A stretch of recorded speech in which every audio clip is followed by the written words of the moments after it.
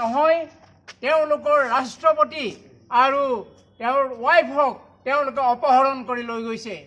এই কথাও আমি জানো যে সমগ্ৰ বিশ্বতে আজি শান্তিৰ দূতৰ নিচিনাকৈ তেওঁলোকে মানে বিভিন্ন কথা কৈ আমেৰিকান সাম্ৰাজ্যবাদীসকলে গোটেই পৃথিৱীতেই তেওঁলোকে যুদ্ধৰ দাবানল চলাই আছে।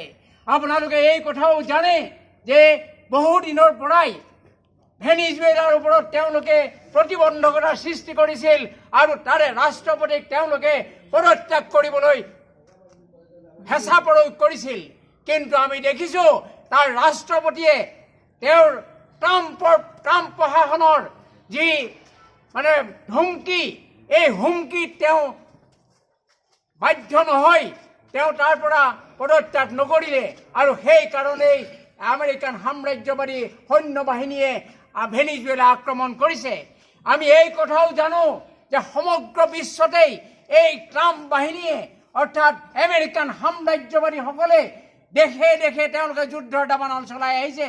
আমি এই কথাও জানো যে যেতিয়া আমেৰিকান সাম্ৰাজ্যবাদে ইৰাক আক্ৰমণ কৰিছিল আৰু ইৰাকৰ যি ছাদ্দাম হুছেইন আছিল ৰাষ্ট্ৰপতি আছিল, তেওঁক ক'বলৈ গ'লে ফাঁচি দিছিল আৰু সমগ্ৰ তাত মানে ইৰাকত অস্ত্ৰ সম্ভাৰ আছে বুলি তেওঁলোকে গোটেই ইৰাকখন খান্দি পেলাইছিল আৰু শেষত গৈ ছাদ্দাম হুছেইনক ফাঁচি দিছিল।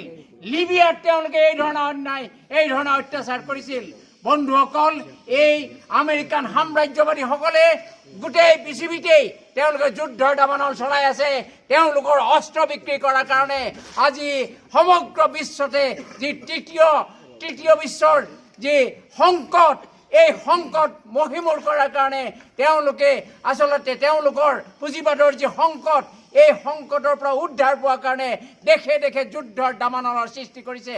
সেয়েহে আমি SUCI তৰফৰ পৰা যোৱাকালি আৰু যোৱাকালি ভাৰতবৰ্ষৰ বিভিন্ন ৰাজ্যত এইদৰে প্ৰতিবাদ হৈছে। আমিও ইয়াত আজি প্ৰতিবাদ কৰিছোঁ আৰু অহা দিনত এই আমেৰিকান সাম্ৰাজ্যবাদৰ যি হাতোৰা, এই হাতোৰাক আমি উৎখাত কৰিব লাগিব আৰু উৎখাত কৰিব পাৰিব শ্ৰমজীৱী জনসাধাৰণে।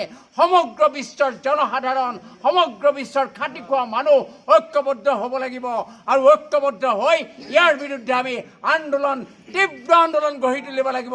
আৰু এই কথা ঠিক এই আন্দোলনৰ মাজেৰেই আমেৰিকাক প্ৰতিহত কৰিব পৰা যাব। ধন্যবাদ।